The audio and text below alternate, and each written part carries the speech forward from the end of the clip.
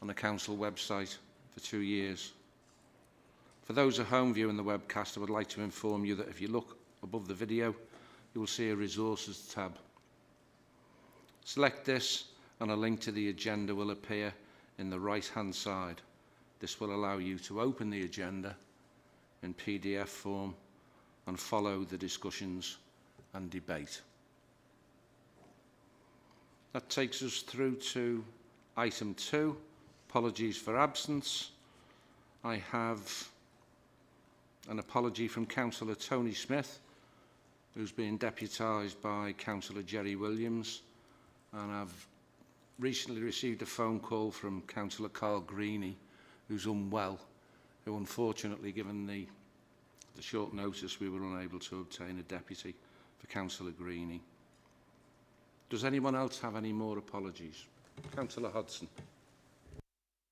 Thank you, Chair. As you can see, this isn't Cherry Povil, so she's not here tonight, but Max is standing in. Very similar looks like, but Max standing in for her. Okay. You're very welcome, Max. Welcome to our committee. It takes us to item 3 on the agenda, members' declarations of interest. Can I invite members to declare any interest? And can you please consider whether they have disclosable, pecuniary, or any other relevant interest in connection with any item or items on this agenda? And if so, please declare them and state the nature of the interest. No? No declarations. Thank you. Thank you, members. That takes us to item 4. And I would ask the committee to approve the accuracy of the minutes of the meeting held on the 29th of September 2021. Thank you, Councillor Hodson. Can we do that by assent? Yeah. Thank you. All members agreed by assent. Thank you. Item 5, public and member questions. 5.1, we have received no public questions. 5.2, we have not received any statements or petitions. And with regard to questions from members, I have received no questions from members. That then takes us on to item 6, which is the regeneration stocktake, one of the main items on our agenda. Can I ask Alan Evans and Sally Shah to present the report, and then after we've had the report presented, we will then be asking for comments and any questions from members. Thank you, Alan. Sally. Thank you, Chair. Good evening, members. Max, if you've got a problem with me in the way of the screen, just tell me. So I am doing a Chris Whitty tonight in terms of asking colleagues to move on the slides. So if there is apologies, if there is a problem seeing the screen, just let me know. So the intention of this report, members, is to look at where we've got to across the course of the last 18 months. So to really position our regeneration programme with members of the committee, because I'm conscious that we do have reports coming here for decision, and they are snapshots in time of our regeneration programme. So we're asking for policy decisions from committee, we're asking for financial decisions, and we're taking forward a number of projects in a very coordinated way, but it's a huge programme that we're starting to put together. So tonight was just to show where we've come in the last 18 months, and to show you the breadth and the width and the sheer scale of the opportunity really that is presented in front of us, particularly around the left back agenda of the Birkenhead agenda in terms of the regeneration. So I'll take you through a few slides, and then, as the Chair said, there's a chance to ask questions on any parts of the presentation. Can I have the next slide, please, Joe? So over the last 2 years, we have been on a really big transformation journey. So we've taken what was a regeneration agenda in Wirral that had seen a number of key projects over the years, but it wasn't really a patchwork of a programme. So a number of European projects in the early 2000s. I think the last speculative office that we saw in Birkenhead was around about 2008. And then there's been a number of projects which have characterised the regeneration of Birkenhead through that 2010s. What we've done in the last 18 months and try and consolidate that, and I'll talk through the reasons why, or refresh your minds of the reasons why, how this agenda does take forward the Council's corporate ambitions as well. But it is transformative, and we have had to move at pace significantly over the last 2 years as well. It is one of the largest regeneration programmes in the country. So we did talk about some figures which were huge not so long ago. So Peel, in terms of Wirral Waters, 4.5 billion over 30 years. We saw a £1 billion transformation of the town centre, but they were gross development values. They were the potential for development across that whole picture, across a period of time. What we are talking and what I'll present tonight is what the programme looks like in the next 3 to 4 years. Yes, there's a bigger picture in 10, 15, 20 years' time. And the Birkenhead Regeneration Framework 2040 sets out that vision. But the programme I wanted to sort of just run through with you and take your views on was what's happening across the next 2, 3, 4 years. What capabilities do the Council currently have in order to deliver that? And how do we then bring in additional skills as well in order to drive that agenda forward? Because our complement in terms of the team is only probably halfway there. We've mobilised quite quickly, which again I'll come on to talk about in the presentation.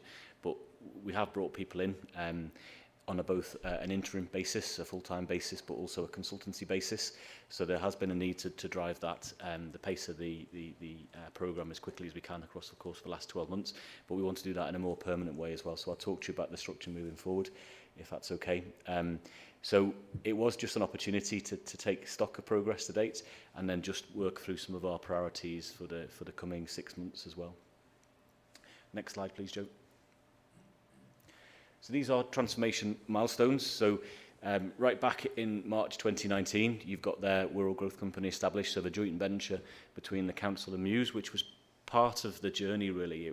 We appointed a development partner for the town centre, but what we really needed to understand what is it we were trying to do across that Birkenhead area, across that wider left bank area. So everything from New Brighton down to New Ferry, not exclusive, but that area where there is the opportunity to drive investment and development moving forward. We needed to, as a council, really start to characterise what we wanted to achieve and where we wanted to see the development happen. And then we needed to coordinate that over a period of time as well. So that was what we started to do at that point when we formed the Wirral Growth Company. In July 2019, there was the Local Government Association peer review of planning as well, which took into account what was happening in terms of regeneration and across the wider corporate services. So that gave us 14 main recommendations to work on. So they weren't pretty reading really, because it was just after we had the letter from the Secretary of State in January 2019 about the local plan, asking us to make significant progress on our local plan quickly. Otherwise, we were at a risk of intervention from central government in some of that local democratic decision-making when it came to the planning agenda. So we needed to move. So we brought in the Local Government Association, and they did that root and branch review of where we were. And as I say, it was quite difficult reading. So from then, we started to implement what is now known as the Left Bank Regeneration Programme, driving the local plan, but also characterising exactly what we want to achieve out of this as well. So it's not just the physical regeneration, but it is the place development as well. And by that I mean, what do we want our place to look like? How do we want our residents to benefit from that? And what types of businesses do we want to support? Driving forward that agenda, and what new businesses do we want to bring into the area as well. So it was a real step change in terms of our thinking around what we wanted to achieve. November 2019, we did secure £6 million worth of housing infrastructure funds, so HIF, from Homes England into Wirral Waters, and that was the catalyst really for the development we're seeing now at North Bank. So everything you see with the Urban Splash development, if you've driven down Dock Road recently, you'll see the Urban Splash development going ahead at pace. And we will start on site at the other side of the grain warehouses just at the start of 2022 with the legacy development, which will be 500 private rented sector accommodation units. So that £6 million housing infrastructure grant was critical. That's how we started to drive and get the catalyst development down at Wirral Waters. What we did alongside that as well, so the end of that year, is the Regeneration and Place Directorate was formed. So I was appointed into my role permanently back in December 2019.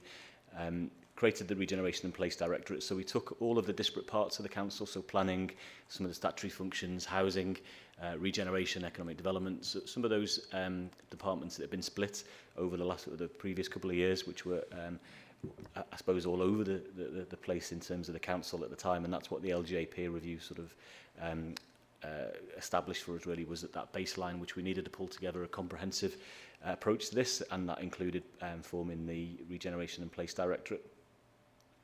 Early 2020, we consulted on our Regulation 18 document, so our local plan issues and options, and that set out a brownfield first approach strategy to our regeneration. So rather than looking at opening up the Greenbelt to deliver our housing numbers, it was an absolute comprehensive approach to looking at that area, as I said before, from East Wirral. Where could we drive the brownfield land? Where could we look at the employment or previously designated employment land and actually bring that forward for housing? So it was a real step change in terms of how we viewed things as well.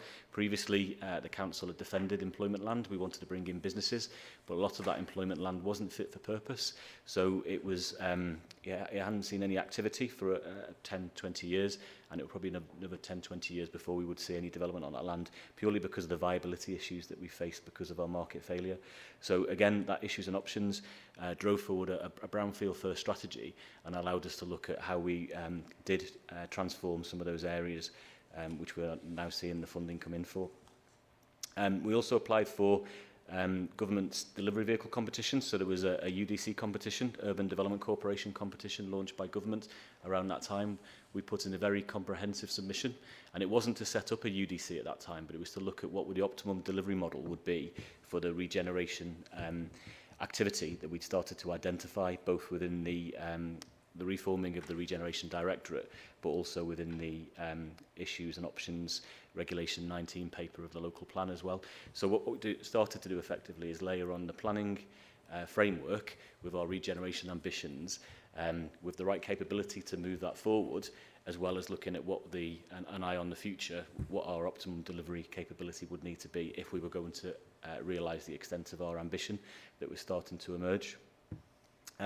As part of almost an assurance review as well, in the summer of 2020, we asked the Local Government Association peer review team to come back and do an update, to do a 12-month review, if you like, of what happened in 2019. That was very positive. There was an awful lot of good feedback in terms of how we'd driven forward at pace. And there was words used in there such as a gear change and a step change in the way that we'd approached regeneration. We had done the Regulation 19 draft options, issues and options for the local plan, and we'd actually started to reform parts of the council which were previously poorly performing. So the planning team in particular, development management, we brought a capability into development management we've not had previously. And that was starting to pay dividends in terms of the number of cases we were working through, the turnaround time in planning. So there was some positive feedback that we received at that time as well. And then I suppose during that year, things started to escalate. So we'd done all the hard work. We'd done all the planning framework. We'd done all of the changes to the structure of the team. I was starting to bring in additional people. Sally and I were bringing in skills and capabilities that we never had previously on commercial property, around the regeneration program management agenda, and we were able to sort of start to get a real grip of this regeneration program. And then things, as I say, started to escalate, where we started to get the funding flowing in behind it. So December 2020, we had a nice Christmas present on Boxing Day when it was announced that the area would be receiving 2 tranches of Future High Streets Fund from government. So that was £24.7 million worth of Future High Streets Fund for Birkenhead, and then 3.4 million for New Ferry as well. So that was a real positive start to get that funding, if you like, in the bank in order to drive that regeneration agenda. We then put in place more detail, more granular detail around some of this activity as well. So the Birkenhead 2040 framework that regeneration framework for Left Bank. That started to look at areas where we could bring forward development. It started to break those down into neighbourhoods, and it started to look at the overlay of what infrastructure was needed to drive forward that regeneration as well. So what would be transformative? How do we address some of the market failure that existed in the East Wirral housing market and also within the commercial market as well? How did we as a council go about unlocking some of that development without having the funds as a council that we could just put in as gap funding or grant funding, and you've heard me say typically before, particularly for residential and commercial development, if we were bringing forward a development that was say worth 10 million in terms of, or it was going to cost 10 million to bring forward, then it would probably be worth 6-7 million at the end of that development. So the developer would have to foot that gap unless we were able to find some creative ways of filling that, either by funding from government or other sources, or looking at using our covenant strength as the council in a much more effective way to unlock some of that development by taking some of the risk, acting more commercially. So the framework started to look at that as a bigger picture. 9 neighbourhoods emerged, 8 transformational projects emerged out of that, and that's formed our basis then of our thinking. Some of those areas are completely transformative. So, for example, Hine Street is the area which we've considered before as the committee. So it's 30 acres of land in the south gateway to Birkenhead. That was an area that's lain dormant really for the last 20 or 30 years. So since the flyover went in, there'd been a number of industrial activities there, including the former gasworks, but we'd worked with some of our strategic partners, so National Grid in particular, to actually remove some of those gasworks and start to clear that site.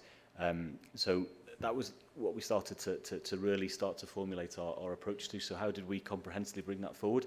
Very complex project with multiple land ownerships, but that was set out in that 2040 framework. We then applied to the Combined Authority for funding to take down the flyovers, which would open up that southern gateway into the town centre. But it was that thinking that started us to get into a much better place, because we didn't want to do something this year or next year, which then cut across a plan in 10 years' time. So rather than doing a patchwork of development, it was a real coordinated approach, which again then started to get noticed by our Combined Authority partners, building a confidence within the funding team there, but also within government, where we applied for town deal funding earlier in 2021, which was announced there, as you can see on the timeline, in July. So that was £25 million worth of money coming into the programme, and we've now worked up 10 transformational projects which will be delivered in that area. And just to give you a sense of those types of projects, one of them would be Dock Branch Park, where we're actually introducing a linear park into the regeneration area using the old rail line from Hine Street into Wirral Waters, connecting the town centre. That will be a walking and cycling route, which will then open up into some of the neighbourhoods and communities that exist alongside there. And then we're also able to identify where we could bring forward housing sites in order to maximise our housing delivery target in terms of the town centre. So all of it started to come together very, very quickly this year. So as we sit here tonight, we have actually secured in 2021 £88.7 million worth of funding into the Left Bank programme. That is across a variety of projects. So there's 18 programmes there and 130 projects. So it's across a huge plethora of projects which we now need to, as we move forward, move into that delivery stage using the funding we've secured. But the amount of funding which we've actually applied for as well dwarfs that 88.7. So we've actually applied for in the region of about £130 million additional on top of that 88 million. So this could be potentially upwards of a £250 million programme very quickly. So that leads me really, in terms of this presentation tonight, just to get into a conversation with members about the capability that we need to deliver that, because that is an awful lot of regeneration activity. That's much more than what we've delivered as a council previously. And to be fair, it is much more than what our partner authorities in the area are delivering as well. And that's why we're starting to get this nationally noticed in terms of the scope of the programme. Next slide, please, Joe. So again, just to remind you of the geography, really, this slide, we do have a community master plan emerging for New Brighton, and we did have another development master plan, which was brought forward for Liskeard at the end of 2020, and now we are moving forward, working with the Combined Authority to fund pre-development works in terms of Liskeard, looking for development partners which can help us to fulfil the ambitions that we set out in that master plan. So it's not just the Birkenhead area. We are looking at everything from the Seacombe Ferry up to the Wallasey Town Hall as well, all of that land in between. That is the subject of another master plan that we're doing, but they aren't master plans. I think you can appreciate that they aren't master plans will sit on the shelf. They start to identify exactly where we would like to work with partners and what we would like to see come forward. And part of the problem in the past, and I can say this genuinely as being in the council for a number of years, is when a developer's come to us and said, would you like to see this development? We've sort of said, well, we don't really know what we would like to see, but if you can maybe work up a concept and then put that back to us, then we can have a look at what we think. And when the developer has come back, we say, well, we don't really like that. So it's never had that surety of confidence, if you like. And that didn't happen all of the time, but that, just to give you an example of why perhaps developers weren't queuing at our door. Market failure, viability and confidence from our planning system. Now we're in a place where we can say exactly what we would like to see in an area. So we're not going to prescribe it to any detail, but the design quality of a development, the type of homes we would like to see come forward in a development are all set out clearly in our regeneration framework. So it does give that investor developer confidence. And that's where we're seeing the likes of Peel, our JV partner Muse, and a number of other developers coming forward as well to bring projects which are moving into delivery. Next slide, please, Joe. It isn't just about the physical regeneration as well. So just to remind members of the committee that our agenda is around people as well. So it is about the people that live in these communities. It is about the communities we would like to connect and what that means for the residents and businesses of those areas. It is about place, and when I talk about place, I talk about how we, as a local authority, have a responsibility for curating place. So we want nice places for people to live, nice places for people to work, but it's the things that we can bring together as part of the infrastructure development which create those places. Developers will come in and work with us, but the council has to take that lead, and I think that's been the real step change of what we've seen across the course of this programme, is the council moving into that place where it's given that investor developer confidence I mentioned before. We are seeing businesses grow as well, so despite the backdrop of a very, very difficult 18 months in the pandemic, we are seeing new business starts as well as existing businesses starting to grow. We did respond really, really well during the pandemic to the grants programme that we ran in terms of the government assistance that came in, and also supplementary grants which came from the Liverpool City Region Combined Authority. We did move one of the quickest authorities in the Northwest to disperse that money to support our business community, which has had a positive effect. And then obviously we've been working with a number of businesses to move into the area as well. So this isn't just about indigenous business, it is about new inward investment and about the growing the business space that we currently have. And it is also about the environment, and this is a point I wanted to get across strongly really, is this is about a physical regeneration agenda that takes forward the place, but the environment is really important. So how we put infrastructure into our regeneration programme is critical. How we support this with external funds is critical. How we bring forward new public realm, new open spaces is absolutely the backbone of what we're trying to do here as well. In terms of low carbon, we are promoting a real low carbon, carbon neutral theme across the course of a local plan, and then that drives into the regeneration programme as well. So we are looking to bring forward homes that do have those green credentials. We do have an opportunity with Hine Street in particular, where you've got two stations, Birkenhead Central and Green Lane, at polar sides of the development, and also access to Birkenhead Tunnel and lots of public transport routes. Public transport routes. So we do have an opportunity to look at how we can develop communities that aren't reliant on cars, then we can look to connect through walking and cycling as well. So our environmental credentials of the regeneration programme is absolutely critical. Just very quickly in terms of the scope, this isn't the funding as well. Next slide, please, Joe. This isn't the funding that I talked about, but this is just how we're breaking this down into our own delivery programme. So what you see here is a number of things across that second line. So the Birkenhead 2040 framework, which I'll talk through in terms of how that breaks down into individual programmes. But yeah, as I mentioned before, this is about the New Brighton area, the Liskeard area and the New Ferry area. So they're focus points that is intended to have that ripple effect across all of those areas into the wider communities.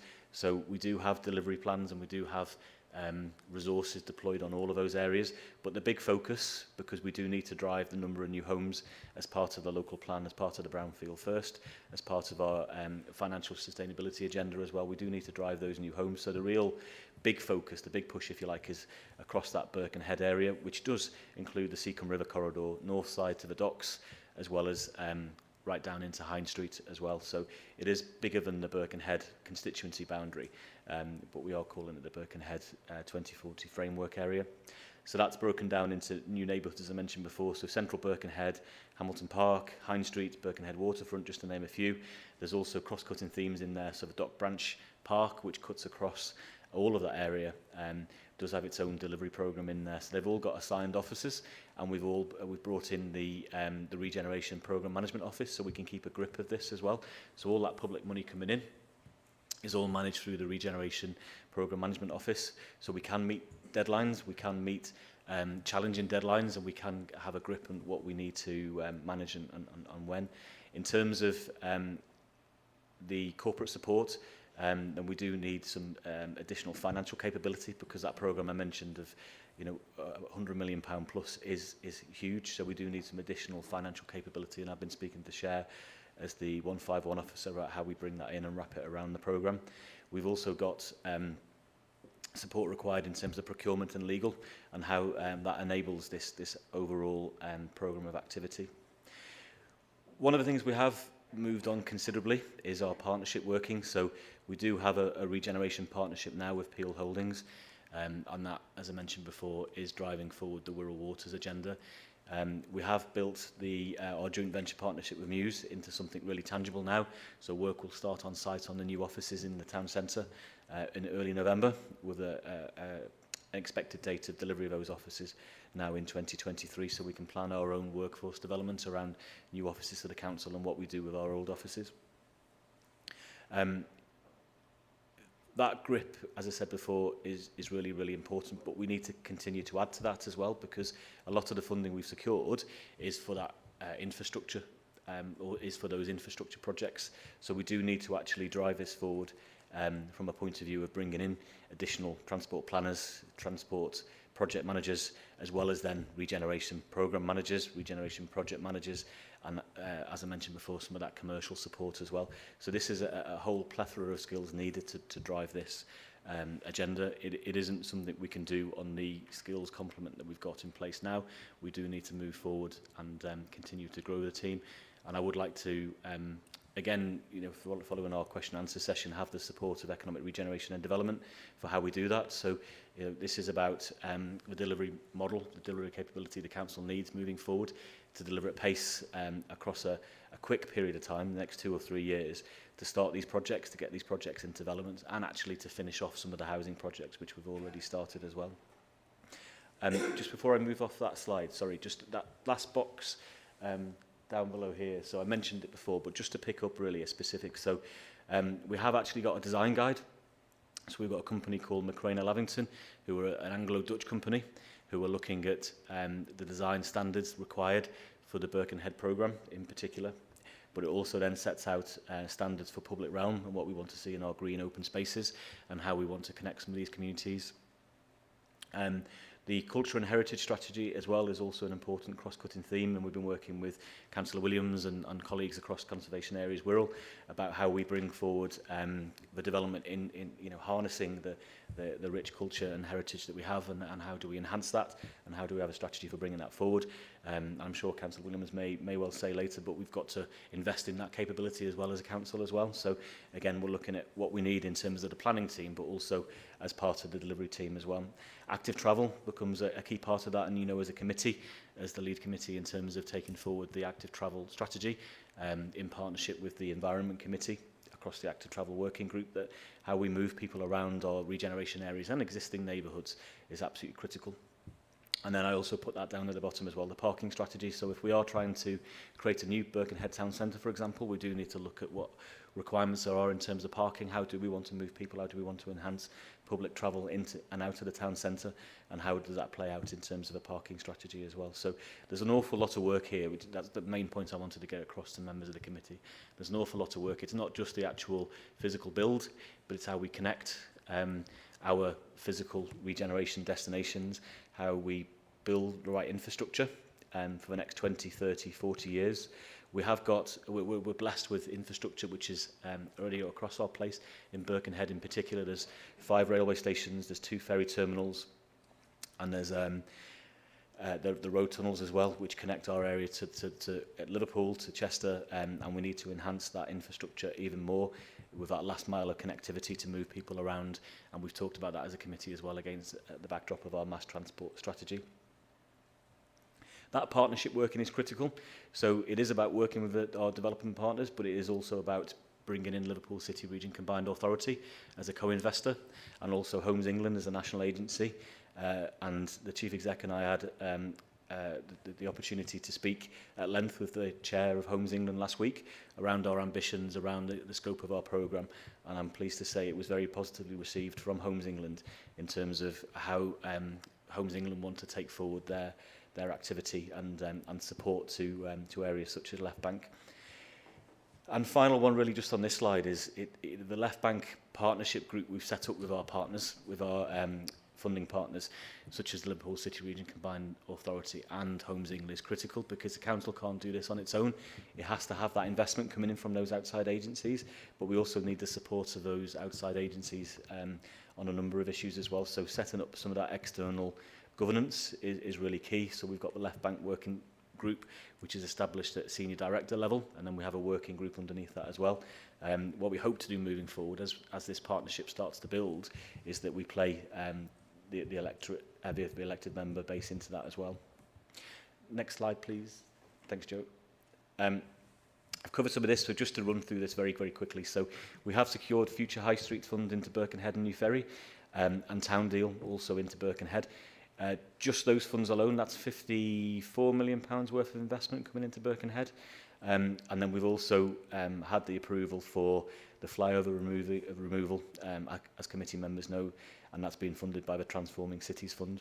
We also had an allocation of Brownfield land to help us with the purchase of House of Fraser, and we positively engaged with the Birkenhead Market Tenants Association recently around how the new site for the market could potentially be House of Fraser. So it would need to be a complete redevelopment of the existing facility and a new market build. That was received positively by the traders, and there's a number of questions which we need to follow up with now in terms of that. But it just shows how the enabling funding that's come into the authority has really helped us to start to picture what our area looks like moving forward. We don't know if the levelling up announcements will be made tomorrow, but it is the comprehensive spending review outturn and budget tomorrow. So hopefully, fingers crossed, we may well see our levelling up fund bid for Woodside feature in any announcements. That was for 20 million. So if that was to be secured, that would be an additional 20 million on top of the programme I talked about before. Levelling up fund as well, punching our weight at the Merseyside level. There's been a Liverpool City Region Combined Authority levelling up fund bid submitted to government, which was in the region of about 34 million. Wirral's asking that was around 19 million as well, so it just gives you an idea about the scope of funding that is applied for, as I mentioned before.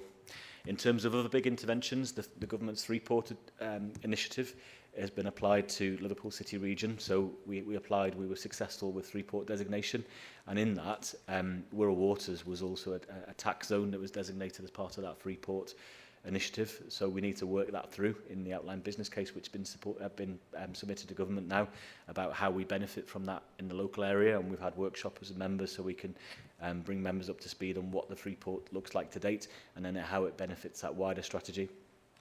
Bus service improvement plan. We have made an application, as you know, from the report you considered last time, for a mass transport solution for the early phases of Wirral Waters in particular. So we are awaiting an outturn in terms of the bus service improvement plan as well.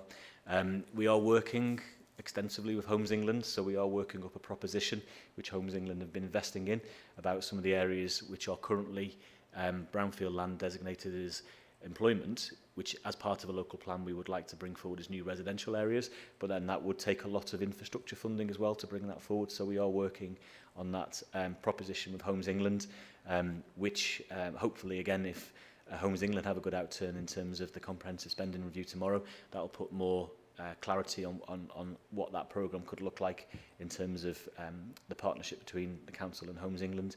And then we've also got the Regeneration Delivery Vehicle business case, bit of a mouthful, but I mentioned that before, where we were successful bringing monies into the council to help us to scope the optimum delivery vehicle. So that's not to say that we will set up an arm's length vehicle, but it's to look at what the options are for members to consider to drive this big regeneration programme. It does need to move quickly. There's decisions that need to be made quickly that perhaps aren't always in keeping with the council's constitution. And I'm not saying we should circuit that, but when it comes to big investments, then we do need to move quite quickly in order to make those decisions to get the best the right results for the area. Next slide, please, Joe. This is just a quick map, and you'll be pleased to hear I'm coming to the end of my presentation now. So a quick map to show just the extent, the geography really of the Birkenhead delivery in particular. So I mentioned those 9 areas, and you can see here them overlaid onto a map. So, you know, this is a huge geographic area. The dock system runs 3 miles from the river frontage to the back end of Westfloat. So, you know, we're talking about a huge geographic area here. So this is a huge undertaking, which is why the sorts of values for the funding that we're starting to secure are so high. But again, just to get really in members' psyche that this is a programme that we need to resource. We need to put the proper capability behind this programme in order to mobilise it, because it's a game-changing. It was described to me as a once-in-a-3 generation opportunity recently, and I think genuinely it is in terms of an area like Birkenhead, which has been largely left behind by other regeneration across the water. To have this opportunity now for the Birkenhead area, the wider left bank area in particular, I think is absolutely a once-in-a-3 generation opportunity. And then finally, just to finish on the challenges for members as well. Next slide, please, Joe. Thank you. I mentioned the comprehensive spending review tomorrow, so let's see what the outturn is in terms of some of the applications we've made. We need to see what happens now with the delivery vehicle business case, so we will be submitting that to government early in 2022. So we will be bringing that back for committee to consider in the next couple of months. And then also, against the backdrop of this, with all of this money coming in and the financial stability of the council improving, because we will be bringing forward business rates and council tax as the revenues coming into the council, how do we overlay the council's capital programme against here as well? So I know we're in a position at the moment where we're looking at we've capitalised in order to make better our budget position in this year and next year, so we can stabilise, implement the savings programmes which we've identified corporately, and we move forward in a new period of financial sustainability. But how do we invest into some of this as well? So our borrowing is quite low as a council from a capital point of view, so could we put additional capital alongside some of those investments made by Homes England and Liverpool City Region Combined Authority and Government? So is there any gaps in there that those programmes can't fund, but we would like to see activity being delivered, and can we co-invest into that as a council? So that's something else I'd like to bring forward. Again, it's just to put a marker down for that as the discussions we need with members. I've mentioned this as a key theme throughout the presentation, so delivery capacity. So we have established a strong team, and that is paying dividends, but that team needs to grow again, and we need to move quickly to bring some of those skills in. So we've, Sally and I have worked with the whole team really, and we've actually brought people in to new roles that were in the council that have now developed and using their skill sets in a different way, which has been really, really positive. We've brought in additional full-time members of staff, and we've also brought in some interims to help us with short-term assignments which fill a capability need. The next phase moving forward will be, you know, how do we build that team for the next 4, 5, 6 years as well? How do we bring that full-time capability into the council? If we can't bring it full-time and we can't achieve bringing in some of the skill sets, that might be it's a challenging environment out there, I suppose I'm trying to say. So there is a need to compete with other local authorities and other funding bodies for the types of skills we need. So we have got to pay, but I'm not saying we break the bank in terms of some of those pay scales. That's not what I'm saying for one moment. But, you know, rather than just bringing somebody on a full-time salary, can we look at bringing them in on an interim basis, or, you know, where do we bring them in for more short, sharp hits as well? So we need to really plan that as part of a strategy so we can build our own workforce as well. And there's some external factors which, just to bring to members' attention, so the property market, clearly at the moment it's quite buoyant following the pandemic. There is a bit of a wave there nationally, which is starting to be positive in terms of Wirral, but with a improved property market becomes the outpricing of perhaps local people. So how do we bring housing that's appropriate for what we need and our needs against the housing allocations? How do we match that properly? And how do we keep an eye on some of those external factors, such as what's happening in that property market nationally? Construction costs have been rising across the course of the last 9 months. That's been a real problem, trying to fix prices for some of our key capital projects and then trying to get deals over the line whilst those construction costs have risen. So, you know, there's certain things which we need to do, and that's why I was saying before about moving quickly in some instances with good governance and good management of budgets, but moving quickly nonetheless in order to make sure that we get the best price for some of the projects which we need. And then there's also a national and global context which we need to be mindful of in some of this as well. So this is a sustainable program. We're not just talking about building for the next 2-3 years and then we've done a job. This is about building for the next 2-3 years, which gives us the infrastructure, helps us to lift our land values in a positive way that then gets the wider traction in terms of our regeneration program, which will then have that 20, 30, 40-year benefit. So we've got to keep on top of those national and global changes as well. And then finally, last slide, please, Joe. Our next steps for committee to be aware of. So we've got the Regulation 19 plan, the draft plan, which will be going out for consultation for 6 weeks. We hope to bring that to members before Christmas. So there's a few things here just in terms of some of the support and finishing off the evidence base. We're just trying to put all of that together now so we bring forward the strongest possible plan, draft plan. Once we've brought that forward to members through full council, then that'll go through a 6-week consultation, and then it will be a submission to the Secretary of State, which will be a huge milestone for this local authority to get that into the Secretary of State, and then we face the examination in public. We need to continue to secure funding, so the job hasn't finished with the money we've got. There is external funds there to be brought in. Hopefully, as I said, we'll get a positive outturn, but we need to make additional applications for funding as well. So the comprehensive spending review for us tomorrow will be really important to see what the next phases potentially are in terms of funding, and then how that matches some of the projects we've been bringing forward.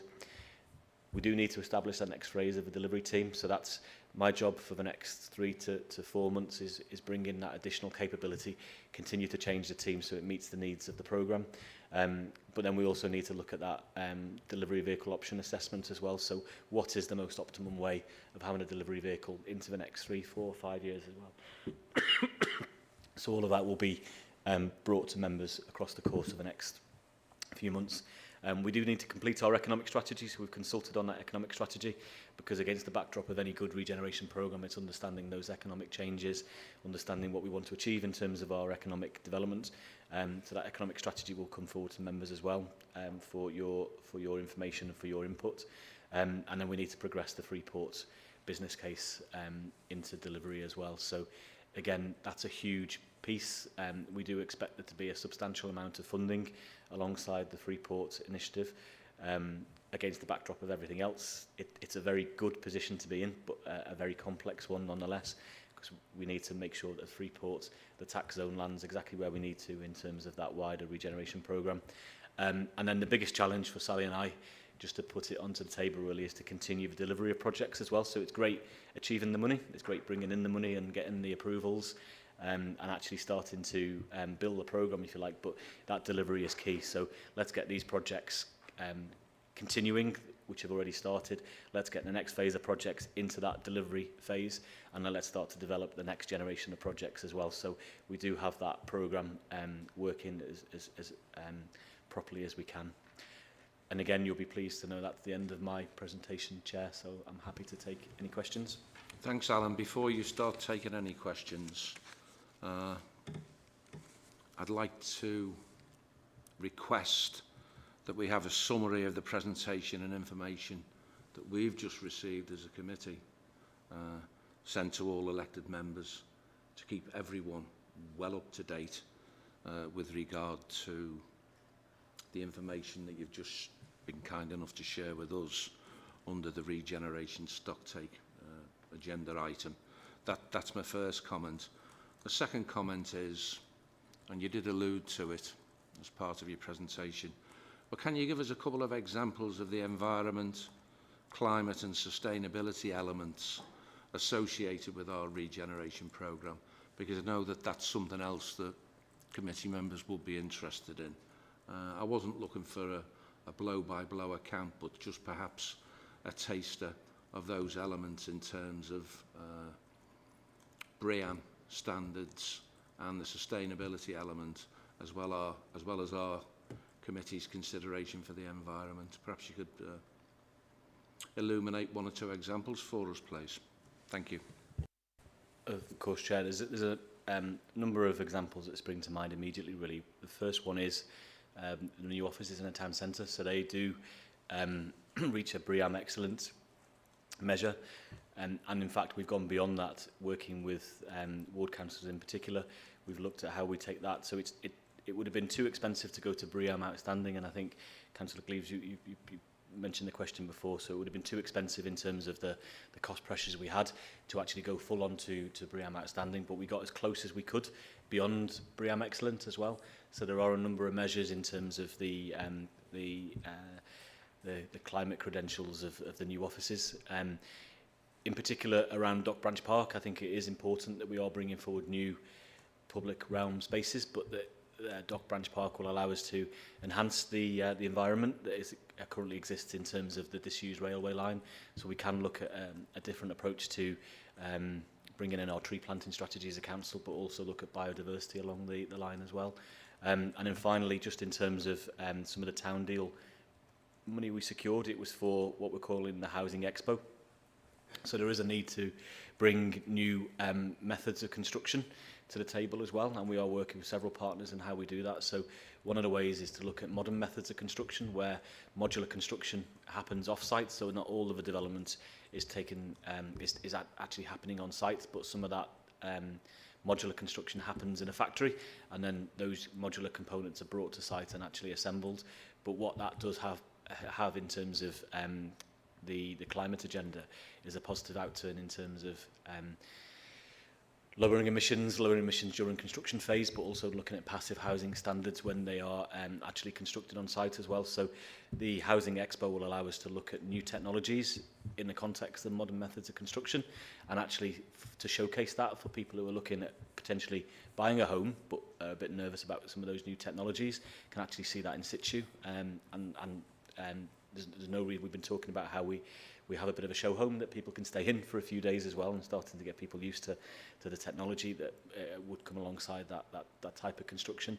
But also it would allow us to then to make a bit of a test bed for new types of construction as well. So using less concrete, for example, we've been talking to some of our partners about how we can do a bit of a test bed within the Housing Expo for reducing concrete, looking at ways of reducing the waste that goes into the construction side of things as well. So there's a number of things which we're doing to positively promote our credentials in that space. But I can do a note as well, Chair, if that's okay. And as part of the question, perhaps we can update members of the committee in terms of a number of the cross-cutting themes that we've got going on across the programme. Thanks, Alan. I think that's an excellent idea. Okay, I'll take some questions. Councillor Andrew Hodson, Councillor Burgess Joyce, Councillor Jerry Williams. Okay, Councillor Jill Wood. Okay, first question, Councillor. Well, I want to make a comment and then a question if I can. Enthusiasm, fantastic. I know you're supported by Sally on that. It comes across. We're doing really well. Some of my members didn't get all the papers today, so if I could just skip this, I have a concern with regards to the review, that the peer review. If I could just delve into that a little bit and just indulge me for 2 or 3 minutes just to skip over it, so everyone's fully aware that the review was to look at Wirral Borough Council's planning operation. And I've made notes because, you know, I suffer with those long COVID, so trying to remember everything. Planning operation, the absence of a local plan, and the performance of the planning committee were to be scrutinised. Despite the positive here on Wirral and the regeneration of Liverpool's waterfront, Wirral waterfront remained underdeveloped, and we have a partner like Home England wanting to invest. We needed on Wirral to up our game with a long-term clear vision and improve our planning department, and the lack of a local plan for 19 years was lamentable in the review's eyes. We needed as councillors to work together, which we now are. I think you would agree, Tony. And we need to appoint directors in appropriate positions to drive forward Wirral's future with a long-term plan, unless the officers and members get together collaboratively to deliver the local plan. If we're not careful, the government will step in and control, something we certainly don't want. And the council must focus on planning, and there was to be a review in 10 to 12 months, as you said. The council was found to be highly politicised and difficult to engage with throughout the report. It's highlighted the improvements needed, which you've now touched on with regards to planning and regeneration. So in the July 2020 follow-up, more commitment politically through cooperation, focusing on strategy. We need to continue on the local plan and explain any delays, which we've suffered obviously through COVID, etc.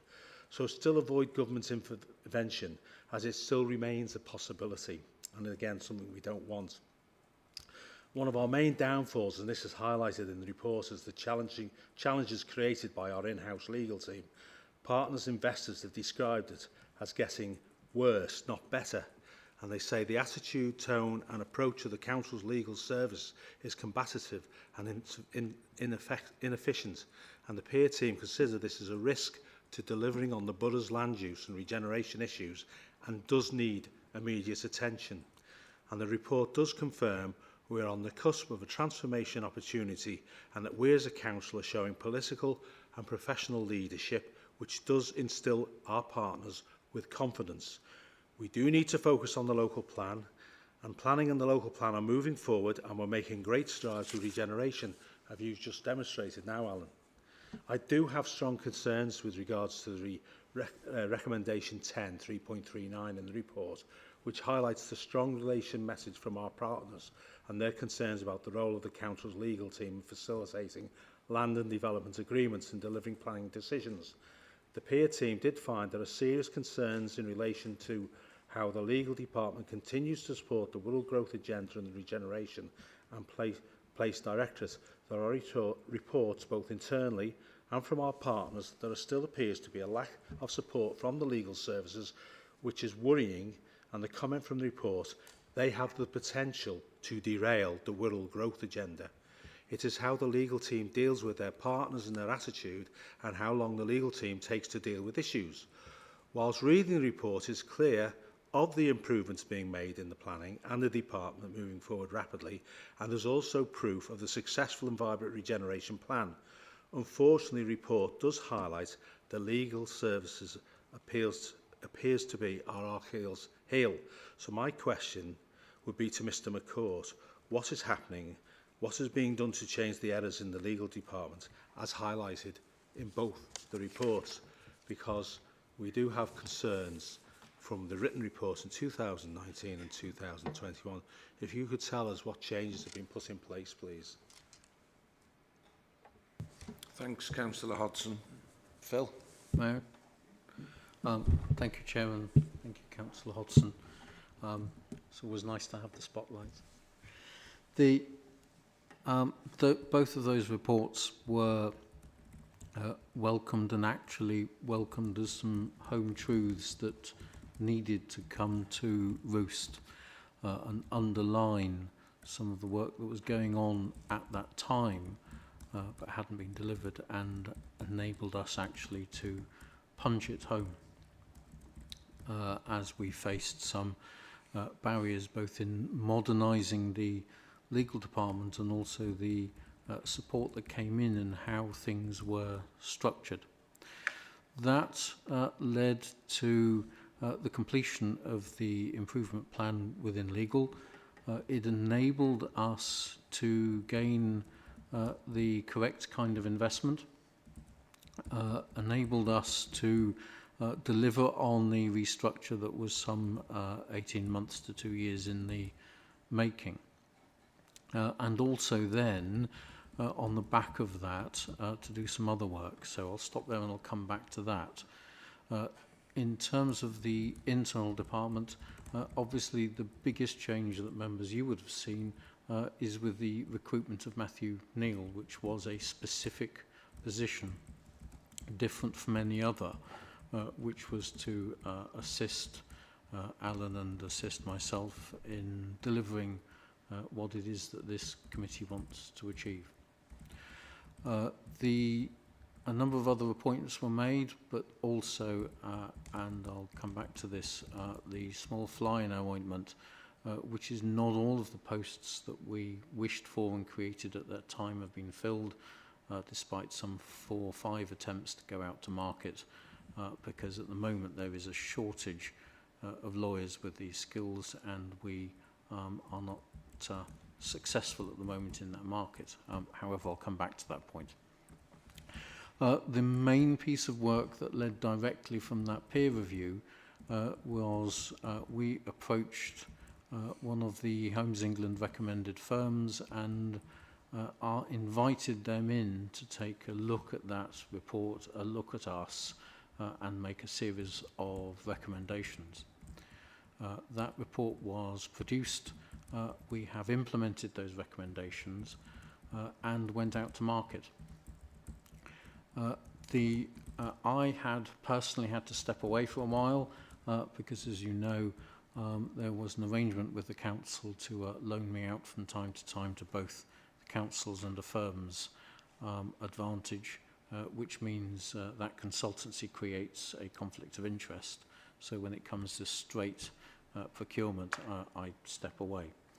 The appointment has been made. And therefore it was made last week, so this question is quite timely for 2 reasons. One, because personally I'm able now to step back fully and wholly into this space and assist Alan in the way that I would wish to deliver what this committee wants. The other is that arrangement is now in place. So I am delighted, actually, to announce to the committee that the appointment has been made of Trowers and Hamlins as the Council's legal strategic partner. They are an international law firm, one of the 3 recommended by or commended by Homes England for producing major strategic projects of the nature that you've seen this evening. Their role, starting with their first set of meetings with Alan and I next week, is to review this whole programme, to mark out the areas of work that need to be delivered, and then be able to assist us in either procuring or directly delivering the legal skills that go with that. That's huge pieces of work. The nearest comparable to this scheme, for example, is Meridian Waters, where, as well as the in-house team, Charles and Hamlins also supported, and at any one time had some 40 to 50 lawyers working on various pieces. Please don't underestimate, just as you say, the scale of the challenge in delivering this, but we do now have the resources in place. We have the resources that will satisfy Homes England, the City Region, and any other partner who wishes to look at us to deliver quickly and with huge depth of expertise the questions that will be put to them and the pieces of work to be done. As I say, there is the one small fly in the ointment, which is Matthew's team in this area is currently running on 60% of vacancies. And that's a disappointment to one and all. We will continue to go out to the market to look for either locums or permanent staff. We will certainly continue and bolster our work to introduce graduate placements, paralegal placements, and also trainees, so that, as Alan said, in 5 years' time, we will have the right people in the right place, and part of the contract that we have with Trowers and Hamlins is skills transfer. In identifying the work, we will now be able to directly commission and bring in the skills to deliver things that we would prefer to deliver in-house, but that is now no longer an obstacle. It just means we have to pay a bit more for it. Chair, I'm happy Thanks, Phil. Can I just go back to Councillor Hodson? You say you've now got the firm in place to carry out the review, so it is just a review at the moment. I mean, the planning department has shown how quickly they've moved pace, and so has the regeneration. This has taken you nearly 2 years to do this, and obviously it's creating problems with the funding with partners, because they are making comments with regards to how they're being treated by the legal department. So I don't think anything's moved forward to date, even up to now. And you're saying we're going to now review it. What I would ask, if I could ask you, Chair, is to ask Alan Evans, have you got any instances where you could substantiate why these remarks are being made about the legal department and what's actually happening from your experience, please, to be fair to everybody? Chair, just before Alan comes in, so those remarks are, as you say, are in themselves 2 years old. Of the programmes that are out there, currently we are procuring... Sorry, Mr. I didn't say those remarks were 2 years old. It's been going on for 2 years, and it's up to this date now. So they weren't said 2 years ago. They've been continued. They've done in the first report, and they were said in the second report. And the last comment was, you're likely to derail the negotiations of the regeneration. So they're not 2 years ago. It's what's been going on continuously. Yes, and thus my assurance that when that report came in, the review, the immediate report and review that we got was produced at that time, so distinctly directly after the planning review. And then we were able to put in changes. We were able to employ Matthew and others within his team, sorry, Mr. Neil and his team, and we did at that time directly procure from a number of firms. So of the 11 major projects going on, there are 8 external firms all producing that advice. So the work at the moment is at least 90% procured and produced externally. Our role is to manage that legal advice on that huge scale. Thanks. Before I come back to you, Andrew, or before Alan makes a comment, given what's been said, and given the situation we find ourselves in now, I would personally recommend that on any future Economy, Regeneration and Development Committee meeting agenda, we actually have a standing agenda item that gives us a complete update with regard to legals and where we are as it sits with our regeneration project.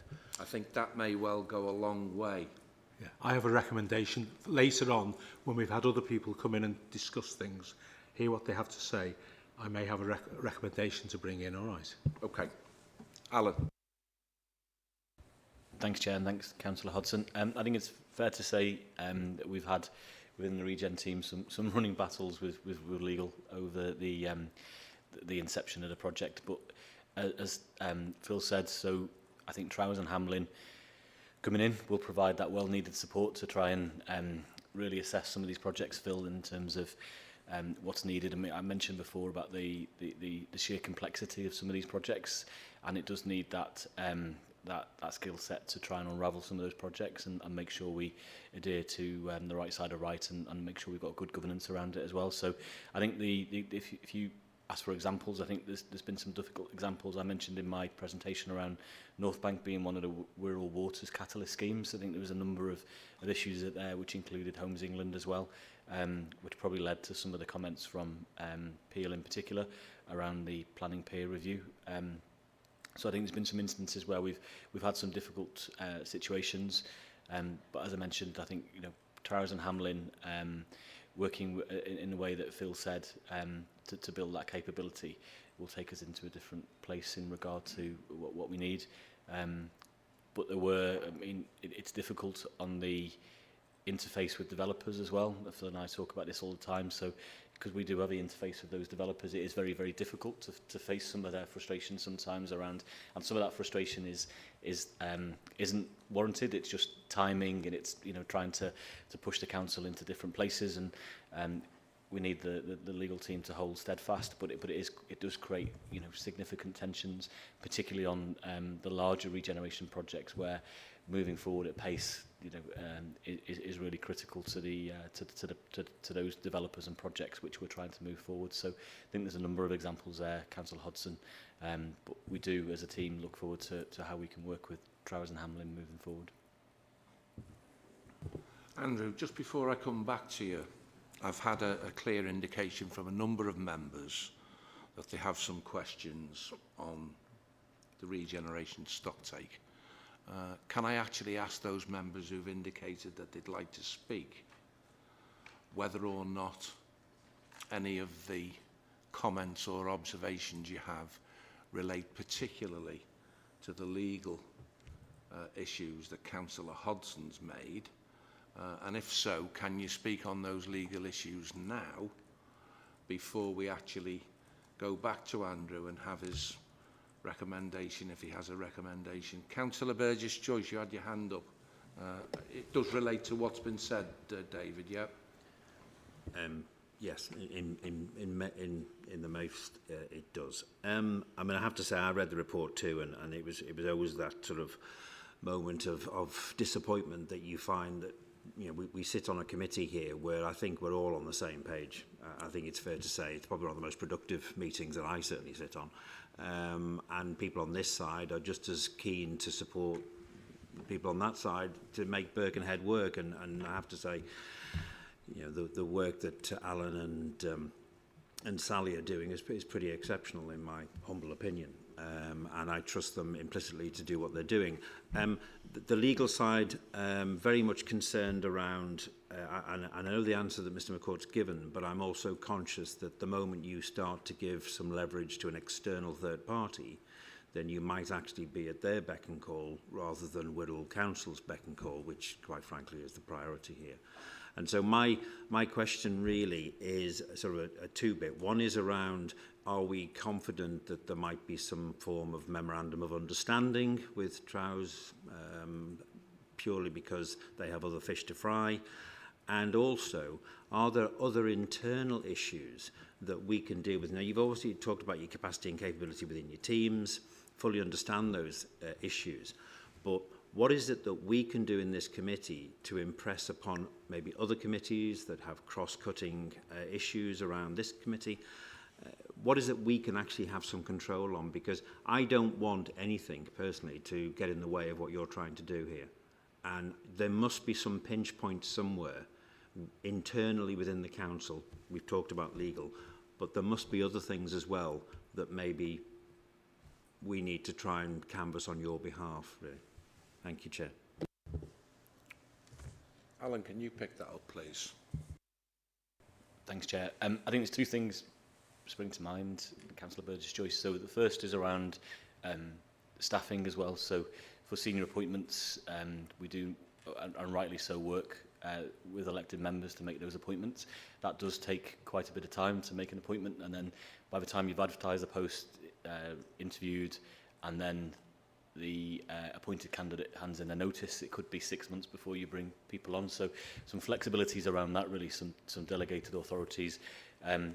So we're reporting back with good governance to members, so members know what's going on, and there's ability to intervene if it wasn't quite going in the right way. So having that transparency, but that ability to make quick appointments, whether it be fixed-term contracts or permanent appointments, depending on the nature of the requirements, I think that would help considerably if we're able to work a bit more flexibly with the senior staffing committee.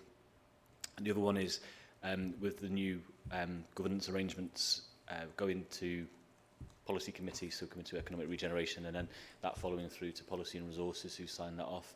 Sometimes that's quite an extensive period. So is there any way of through aligning that, really, we could make quick decisions? So I'm sure Phil's probably got some views on this, but we've got the urgency committee through policy and resources, which can come together quickly. But is there any way of working with chair and spokes to maybe make some quick decisions within that, within some delegated authority? Not necessarily financial, but sometimes it's just changes to projects or changes to individual circumstances. I think if those could be those decisions can be made and reported up to policy and resources. And just on your question, Phil and I haven't talked about this, but those sorts of flexibilities would really help, I think. So we would be able to move quickly, both on the appointment of staff, but also then decisions which are needed, and maybe some changes to decisions which have been delegated previously, but we just need some visibility to members. If we could do that through chair and spokes, and then that was reported elsewhere, just thinking on my feet, that would certainly give us some support in terms of what we're trying to do. Yes, Phil, by all means. Councillor Burgess, just to pick this up, you were saying about our relationship with an external firm. So the model that was developed quite quickly is one that we would call the intelligent client model. So the role of the in-house team, and this was specific to employing Mr. Neil, is that firms like Trowers give us the big piece strategic advice. Either they, but as I've said, we've got up to 8 firms at any one time giving us various pieces of advice. And so that all needs both peer reviewing, but also understanding, both in terms of the questions that are asked of them, but also in interpreting the answers that come back, as well as, dare I say, have a look at the bills and make sure that those bills are the correct kind of bills and challenges put in the right place. That's the intelligent client role. So that's the role of the in-house team. So the in-house team doesn't need to be huge, but it needs to be sufficiently skilled to be able to ask questions, answer them, and be able to get involved. In terms of where we fit in all of that process, it's at some pinch points, but at various stages in the process. What happens when we become a bottleneck, which is what happened and what led to that report, is that the thing about bottlenecks is you go around them, or you cut pieces out in a process to enable to squeeze them through. And that means those questions, that oversight, that thinking, there isn't always the time to do that because we're in an immediate churn and things have to be done as quickly as they may. And that can create issues. It also can create opportunities, although not necessarily for us. Sometimes the other side, it's with legal is the local government equivalent of the cheque is in the post, dare I say. The other point is, of course, it requires the lawyers in the room to do the deal. And that means when there is a blockage in the deal, a commercial blockage, it's quite easy to say, well, actually, it's with the lawyers because it's at that last moment when there's that brinkmanship and the lawyer-to-lawyer letters and all of those sorts of meetings that go on. One of the ways to prevent that is by having a sufficient intelligent client team and a strategic partner who understands the whole picture, means that we can be in the room at those very early stages. So when deals are being put together, when we have that delightful moment when we're all locked in a room together for 24 hours to deliver something, and to be able to say with confidence, actually, that's a problem, but you know what? Just because you can't do it that way, there are these various other ways to do things. But also, as Alan said, there comes the day, and it's usually the lawyers who have to turn around and say it, sorry, that's nonsense and it's not happening, because that's not in the interests of the council. And of course, there is always, Alan and I often joke about this, there is a creative conflict, which is something Alan alluded to, which is, here's a great opportunity. Well, part of our job is to do the risk management. This is a risk, that's a risk, that's a risk. And we have to look at those risks, see how to mitigate them, see how to get around them, and also sometimes how to put them in a contract so that, as we had with some of the risk issues that went to audit and indeed went to full council only a month or two ago, actually we can say with some confidence, if that happens, we hope it really doesn't, and it probably never will, but if it does, here's the term in the contract, and we're going to cover it off, and we manage to negotiate it. Now, that doesn't always happen overnight. It certainly doesn't please our partners and those developers we're dealing with every day, and as you know, my original background as a planning litigator means I spent many a happy hour in the room with developers. Means that doesn't always make us popular, but it does mean that when we've got the right people in the right place, the partnership between ourselves and Regeneration becomes very strong indeed. Thank you, Phil. Just a second on that, just to follow up. Are you confident, Mr McCourt, that should there be another peer review, the things that you've said to my colleague and me today will have disappeared? Yes, in a word. Well, You it may not... Content with that then, Councillor Burgess, Judge, yeah? Because Councillor Dave Mitchell indicated he had a question as well. Yeah, sorry, it was just really to sort of square the circle, because you've obviously given very fulsome answers. It was really just, had we revisited that peer review again, would you be comfortable that we wouldn't be in the same position? That was really all it was. Thank you. Thank you. Yes, Chair. I certainly can't promise we will suddenly become popular with developers, but those key issues of our capacity to deliver, our capacity to understand, and certainly our capacity to operate at the kind of standards that partners like Homes England would expect of us, they will be quite satisfactorily addressed, I am sure, within a short while. Thanks, Phil. Councillor Mitchell. Thank you, Chair. Always a case when you're about the third or fourth, most of the questions or the points I was going to raise have been dealt with. But when you go through the report itself, the first part of it does give a good view. It says, you know, we've changed, like comments in 1.4, 1.5. There's a tangible shift in political coherence. There's changes in behaviour. We're moved away from what was historically beset Wirral in issues in relation to moving things forward for developers and developing. And that gives a point in that, you know, 19 years of no improvement to the forward plan, the development plan and the forward plan. Even though it was in the forward plan on a regular basis as a recommendation for something to look at. One of the things that concerned me, and it was the point that came out in 10, and there were major concerns on legal support, specifically for the Wirral growth agenda. And that's the most important part as we're concerned, because we need to make sure that the growth agenda is moving at a regular, steady pace.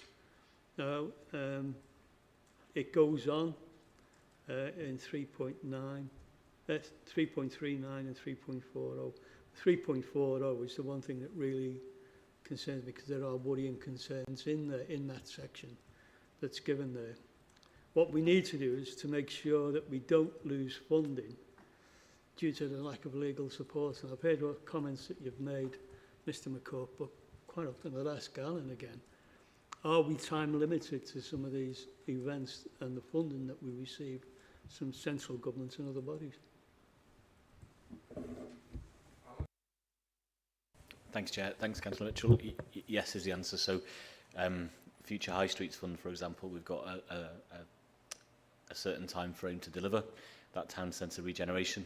That's been one of the issues we've had with Birkenhead Market, that we've got funding to actually build a new market, and that's one of the things that we were challenged by, really, is how do we get the temporary market, how do we then move the tenants into a new market within the time frames of the funding, so we don't lose any of that funding. So we've been working really, really hard and upping our engagement with traders, as you know, to be able to do that. But that's just one example of how, with all of this funding, does come a timescale that sometimes is really, really tight in order to be able to deliver against, and that puts quite a lot of considerable pressure in terms of officers, and that's why we've got the Programme Management Office now, so we can keep on top in terms of deadlines and reporting, and then be able to give elected members an information flow as well against the backdrop of that funding. Councillor Mitchell, you've got supplementary. Yeah, if I may, Chair, thank you very much. Listening to that comment and what Mr McCourt was saying earlier, what is it, 60% we're still shy on what we need to move forward in developing these things? Do we, as a committee, have major concerns about moving our projects forward. Yes, by all means, Phil. If I may, Chair, it is of concern. It should be of concern because that's part of the having a sufficient and solid in-house service is the lifeblood of the council going forward, because that development of knowledge, skills, and the challenge it creates in the short term, however, is simply one of cost. Because the reason we have an in-house team, beyond that intelligent clients model I described earlier, there is, of course, a considerable amount of work that simply goes on that we do ourselves. The reason we do it ourselves is because it's cheaper. It is cheaper to employ our own staff who have a body of knowledge, and we can provide things at, on a cost-effective basis. Legal services, however, is and always has been, and I suggest always will be, what we might call a mixed economy.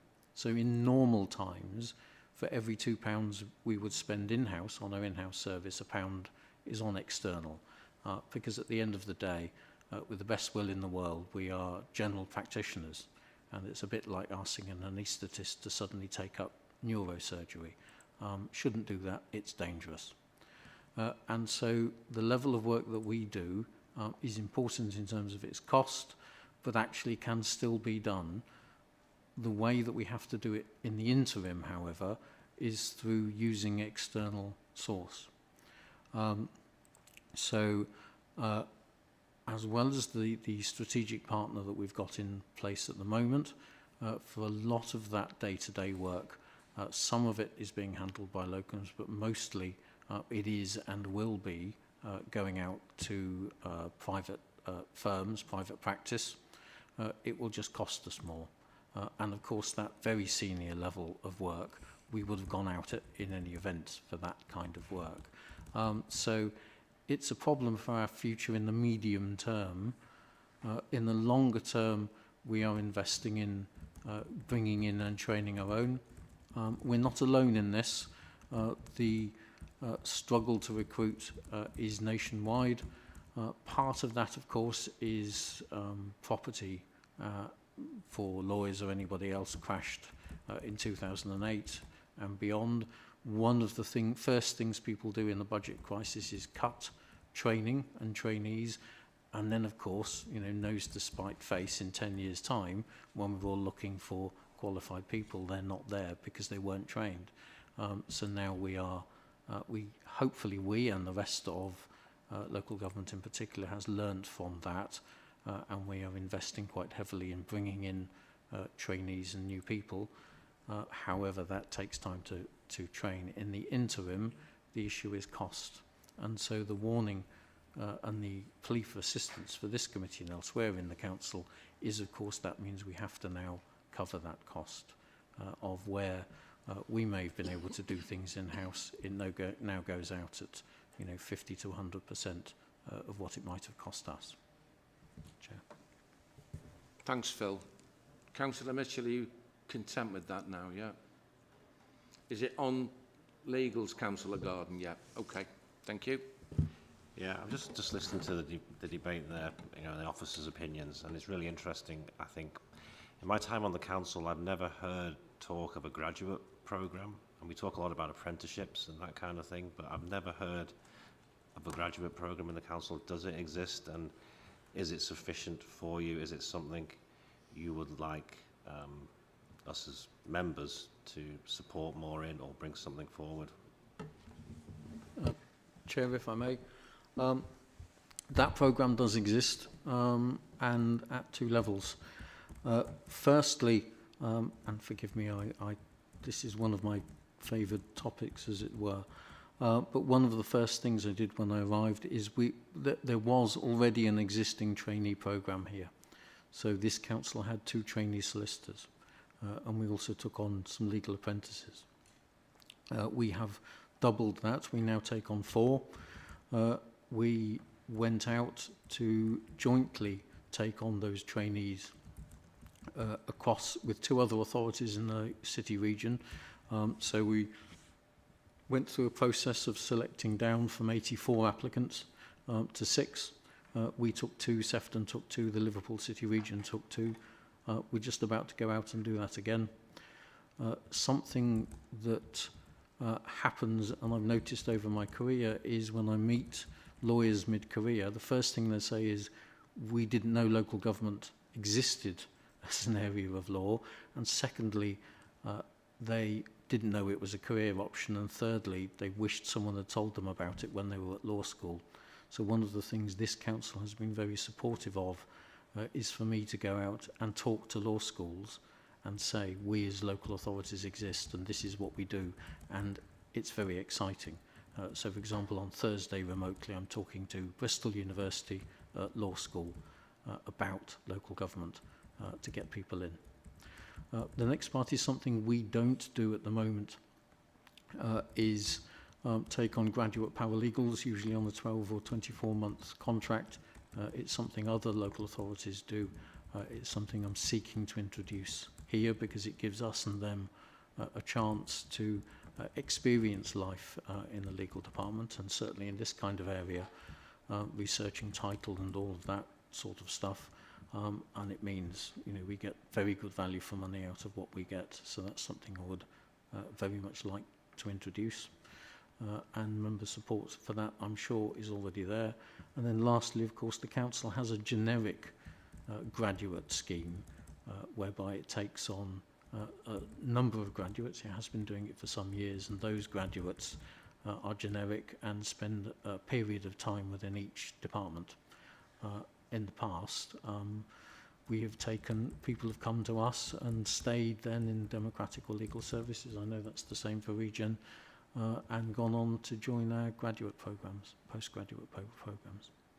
And I'll stop there before I turn this into a whole other subject, Chair. Thank you.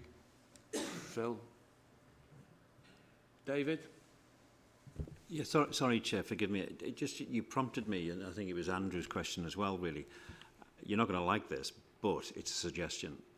Do we ever do any... I mean, I'm at Liverpool City Region on Wednesday, and are there no shared services opportunities amongst the rest of Merseyside, given that, you know, there must be a skill set that might fit in with some of the gaps that maybe you have, and vice versa, Mr McCourt, obviously.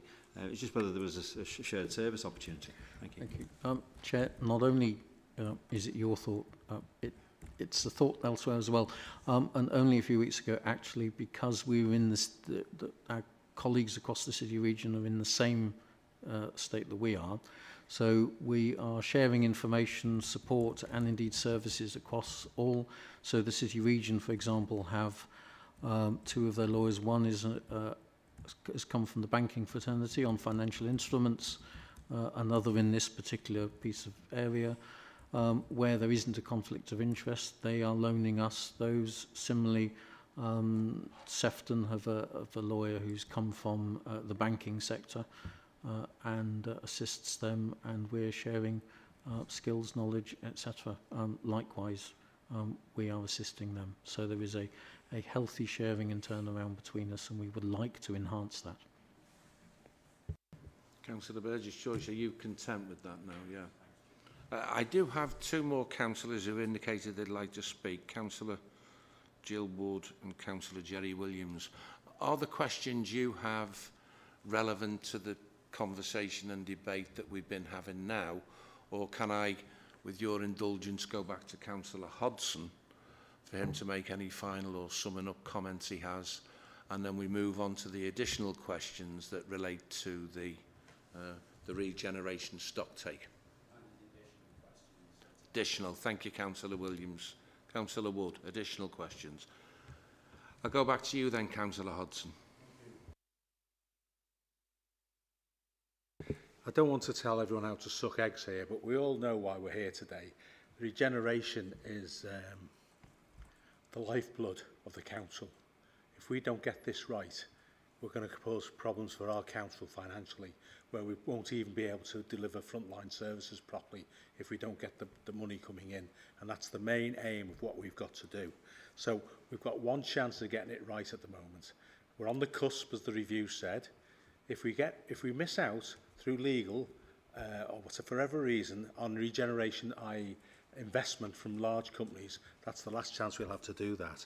So we've got to be seen to the people who've made the review to be serious about what we're taking, what they've said. We're being serious about what they've had to say. I don't like the word cheap, Mr. McCourt. I like value for money. Value for money. And sometimes you have to spend a little bit more to make sure we're getting it right, to get the job finished. That's what we seem to be missing out on. We seem to be upsetting our investors, upsetting our partners for whatever reasons.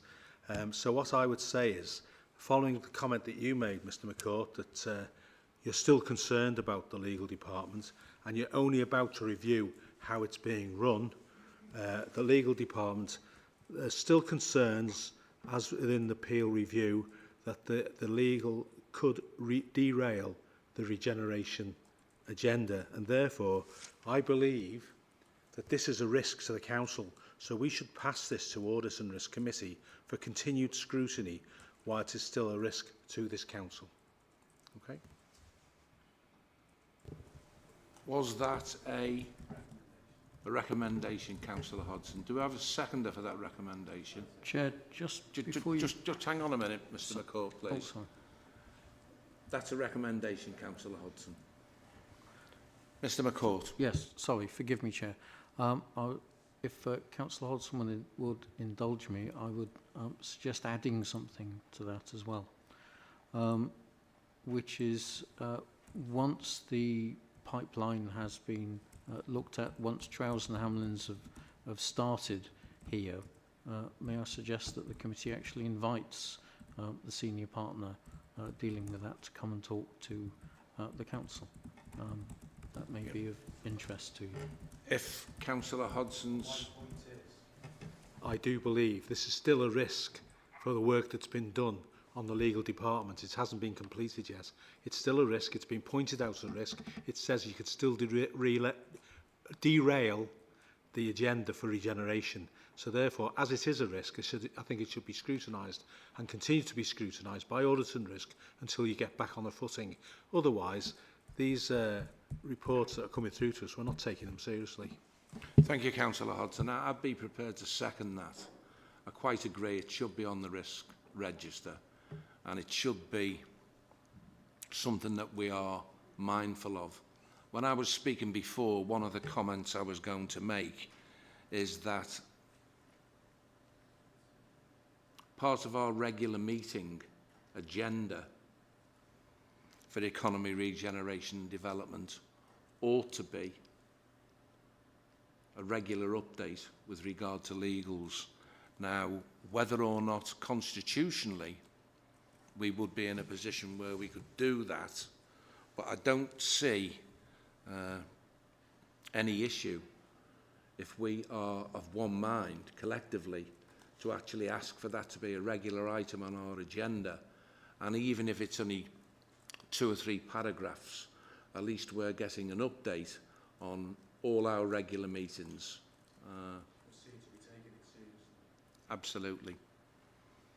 Councillor Burgess-Joyce. Just on that subject, Chair, I mean, is it possible to, and I appreciate it's extra work and I don't want to make extra work because I'm conscious of capacity and capability, but is there some sort of way that we could have a bit of a heat map with regards to where there are pinch points in each of the excellent pieces of work that Alan's doing, where those pinch points, not necessarily, let's be honest, they're not necessarily just the legal department, they could be something else, but I'm just wondering if there's something that this committee can at least know where there's a problem coming down the track. So something that's showing red, which currently is, I would suggest, legal, but something that equally so may be a problem for next year that we still need to be ahead of the game, because I'm conscious that we want to really help as best we can. I genuinely think this committee is very committed to what's going on.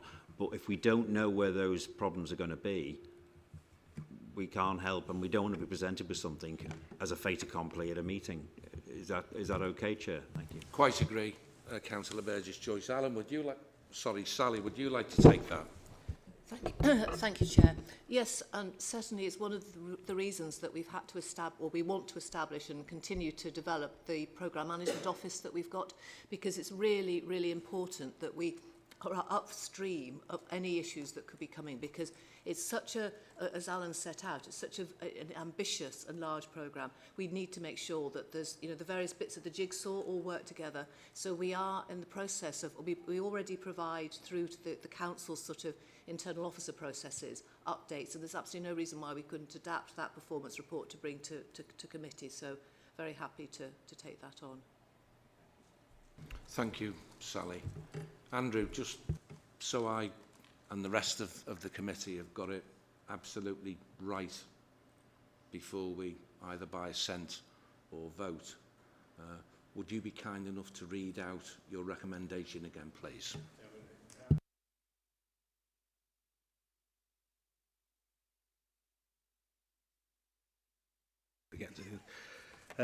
Whilst we consider the legal department to be a risk with regards to the comments made with regards to derailing the regeneration programme, we feel it should be passed to the Audit and Risk Committee for continued scrutiny whilst there still is a risk to the council. Okay, that's your recommendation. Yes. As I said, I'm happy to second that. Can we agree that by assent, or would members like that to go to a vote? Agreed by assent. Yeah, is that unanimous? Yep. Yeah. Okay, thank you for that.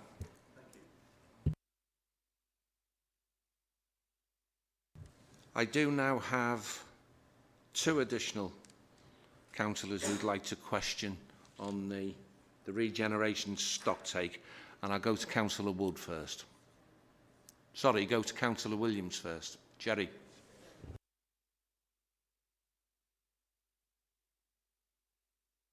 Thank you. Yeah, just to very much, as you know, most people know, from a heritage standpoint, I've been working on a lot of the initiatives with Alan and his team. And the sheer, length and breadth of the initiatives has been, mind-blowing, really. And it's been fantastic to see the way things have been going. And I just want to really compliment the whole department for what they've done. And they have, as you say, at times had to work in difficult circumstances because of, staff, leaving and a whole number of other things. And they've worked in the most superb way, and but I'd like to thank Keith Keeley, by the way, too, who's spearheaded a lot of the work. But obviously, I want to name everyone really in the team that have worked just tremendously on this, and everything, because a lot of the work's been done from a very wide perspective, as I said, and as I said, I've seen it firsthand. But our superb heritage organisations, I always do highlight, but I just want to again underline how important they are to the the cohesion of all the council efforts.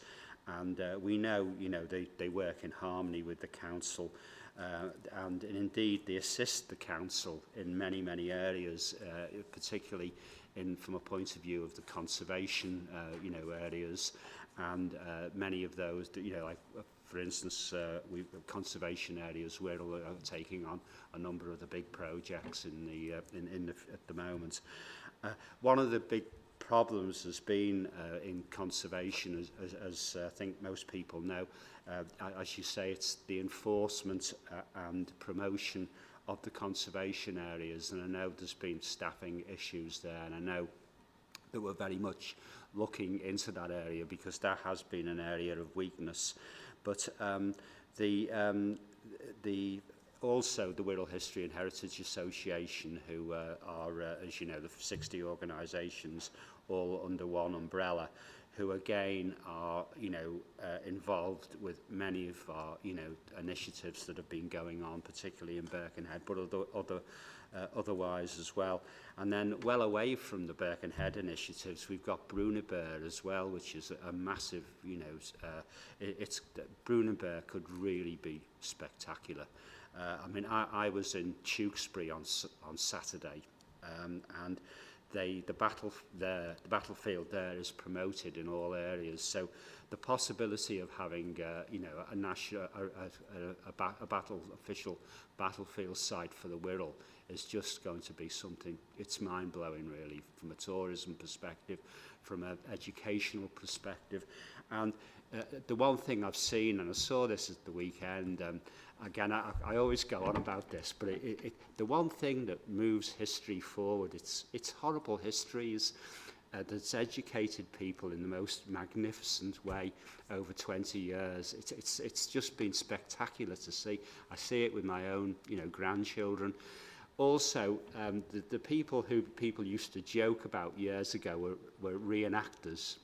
Reenactors actually put over history in the most, again, fantastic way, because they have all their artifacts, they wear the uniforms, and from an educational standpoint, it's just takes things to another level. So put all these things again to add to the projects that we've got. It's probably the best position I've ever seen in 23 years that I've been in on the council. But I do fully appreciate the staffing issues, and I know they're still there as we're moving forward. We've got this Jules Verne connection now, which is, again, you could have a history trail just on Jules Verne connections for Birkenhead and Liverpool. Just incredible. Just added things like, we've just had the Peruvian embassy up here, 10 members of the Peruvian embassy because of our connections with the Grand Admiral, the Nelsonian figure of Peru, Grand Admiral Grau, who oversaw the commissioning of a Laird's vessel in the 1870s and died in a major battle between Peru and Chile in 1870. We've got cockleshell heroes. The Esplanade naming is one other point we've got to. As you know, we're trying to pick up the Esplanade naming from Woodside up to Monks Ferry. But all in all, as I say, just a real great compliment for the team and the staffing there. And some of those members of staff have not had a heritage background, but they've really engaged in everything. And it's been, as I say, tremendous to see, okay, for me, I'm just a, heritage anorak, and, I've been there for 50 odd years. But, to see the staff, moving from sort of one area to try and push things forward in a very enthusiastic level, because we all know what takes these projects in forward is infectious enthusiasm. It moves everything. And, we can see that happening with it in certain areas. And obviously, I've just mentioned the voluntary organisations who are just, from a point of view of enthusiasm, second to none. But all in all, just a fantastic work there, and my full compliments, and thank you for everything that's been done. Thank you. Thank you, Councillor Williams. Yeah. Could you turn your microphone off, please? Sorry, it would help. Yeah, I'm sure every committee member here would be delighted to be associated with your comments and your thanks back to the Regeneration team. Councillor Wood. Thanks for the... Can you hear me okay? I'm full of cold, which is why I've been wearing the mask, but to speak I've taken it off.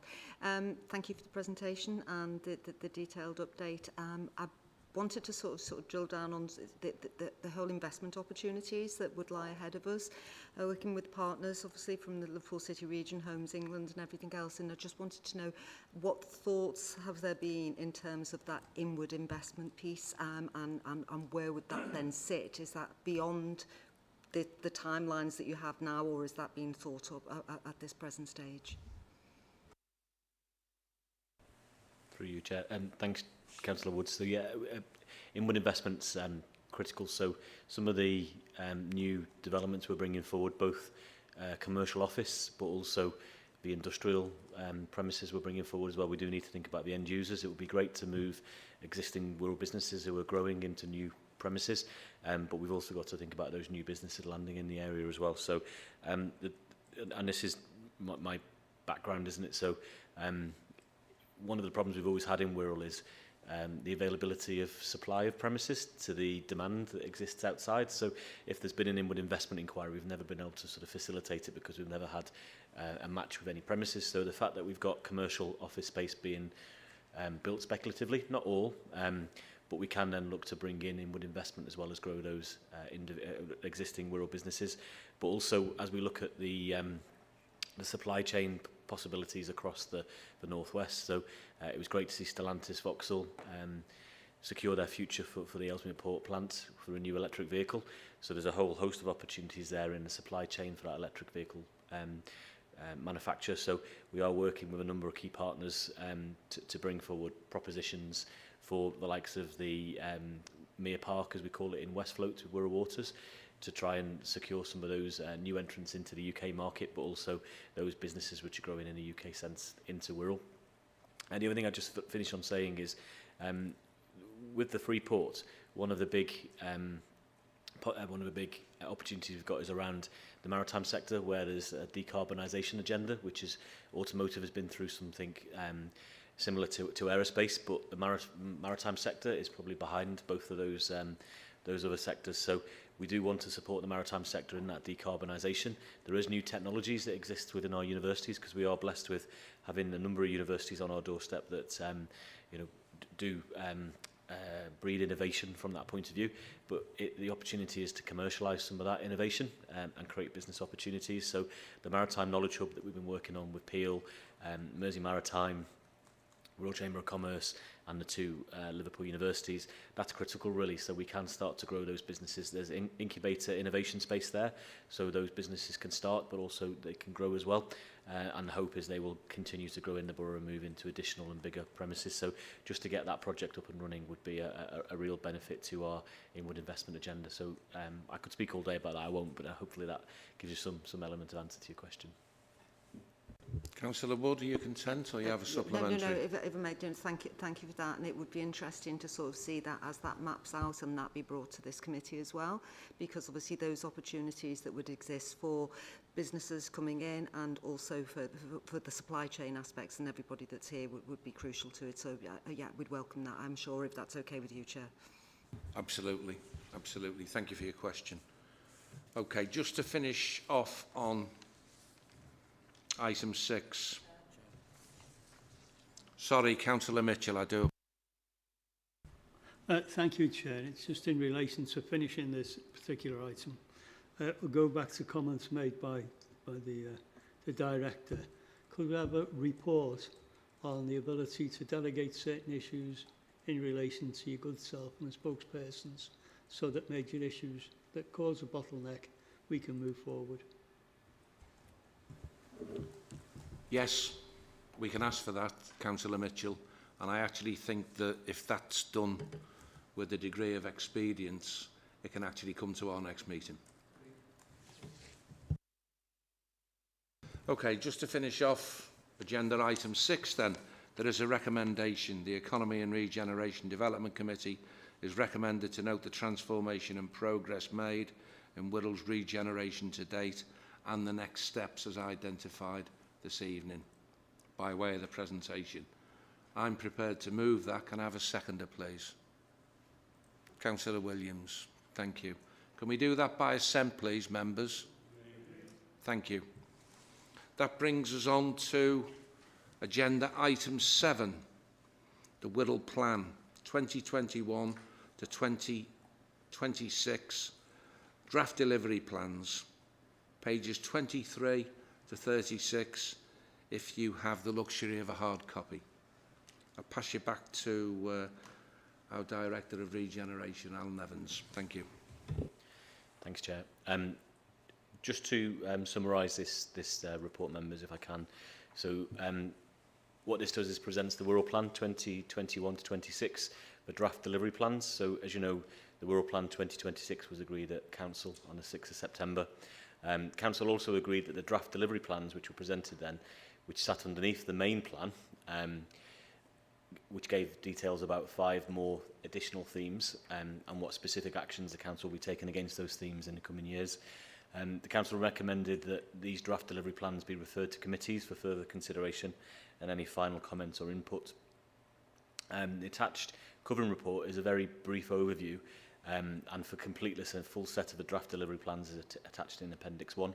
Members of the committee are asked to comment on the specific thematic priorities that fall within the remit of this committee, and the report recommends committee to consider the draft delivery plans as set out in Appendix 1 and to agree the specific thematic priorities within the remit of this committee.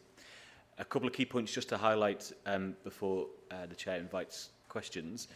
Over the past year, we've had ongoing discussions with this committee to consider the priorities in the work programme and those things which you feel are in particular or particularly important to the work programme, and therefore the draft delivery plans reflect it. The draft delivery plans were agreed by Council, so would suggest that the discussion this evening is not about rewriting the delivery plans. It's just an opportunity for fine-tuning, but happy to take any questions on any of the specific elements.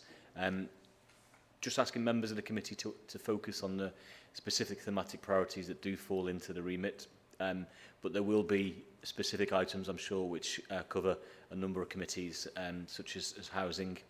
We will bring back updates on these priorities to the committee through the dashboard. We will try and incorporate what was asked for before as well in terms of specific project intelligence back as part of that dashboard. And we are developing, as we speak, detailed performance packs which will capture all that. And those dashboards and performance packs will enable the members of the committee to see a lot more detail about progress of the specific themes, but also about those developments as well. And we'll highlight, as asked for before, any risks and bottlenecks which are being created as part of that. So, with that, Chair, I'll hand back to you. Thank you, Alan.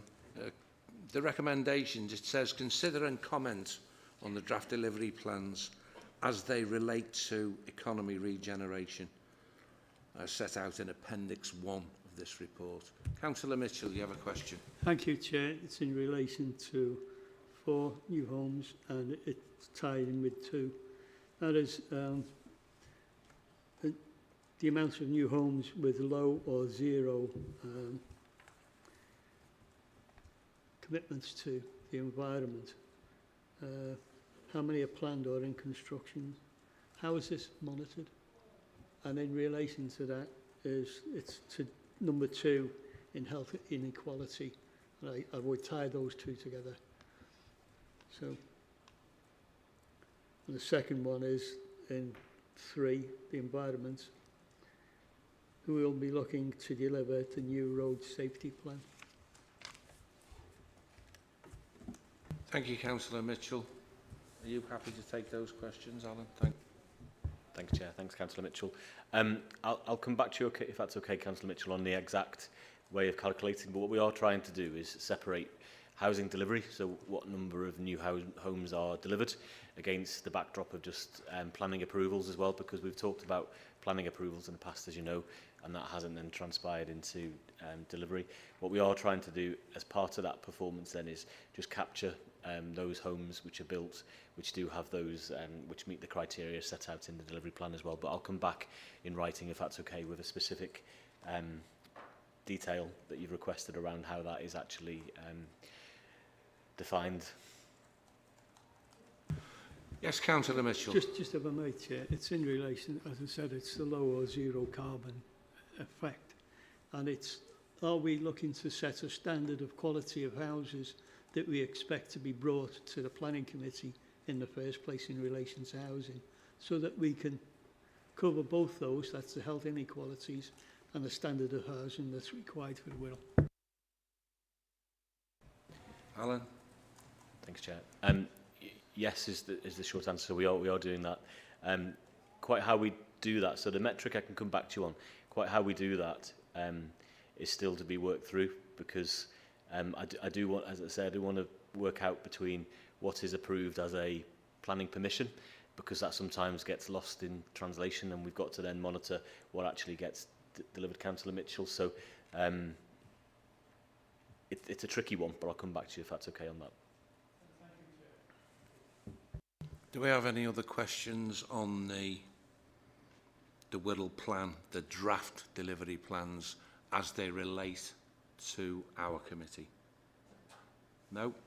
No more? Councillor Wood. Hi, thanks, Alan. Just on where you said that you'd be able to highlight where there may be, you know, problems or where things need to sort of be carefully monitored. Are you going to use like a traffic light system for that, or how will that be done? So it's just how will that look? You know? Thanks, Councillor Woods. Sally may want to come in on this as well, but yeah, what we're trying to do at the moment is a traffic light system, so we are reporting by exception when there's any problems. And what we try to do in terms of the regeneration programmes is break them down into initially the project itself, the programme area, but also then what we're bringing forward. So it's quite a detailed list that we've got within the programme management office. As I said before, that we're working on something like 134 projects against the backdrop of 18 programmes. So it's an awful lot of information. So the only way to really report it is by exception. But we will come back if, for example, in Councillor Mitchell's question before about timeframes around funding, if we are at risk of losing any funding because of timeframes, then we'll flag that up. But also if there's any particular problems with any project, we will again use the RAG rating to come back and highlight that. I'm not sure if Sally wants to add. Through you, Chair.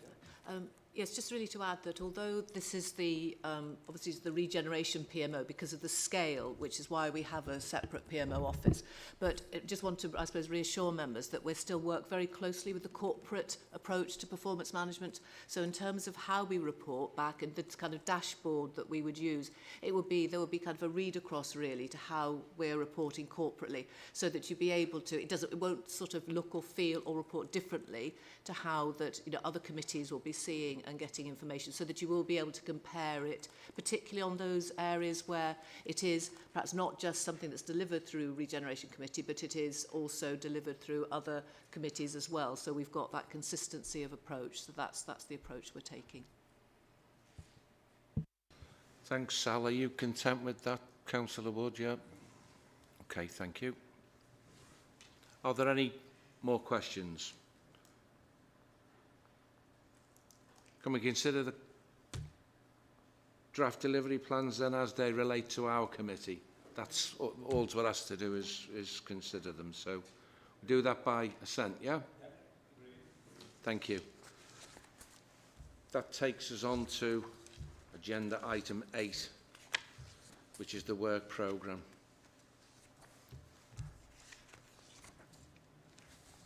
I have the pleasure of opening this report, and for those of you who have a paper copy, it's pages 37 to 44.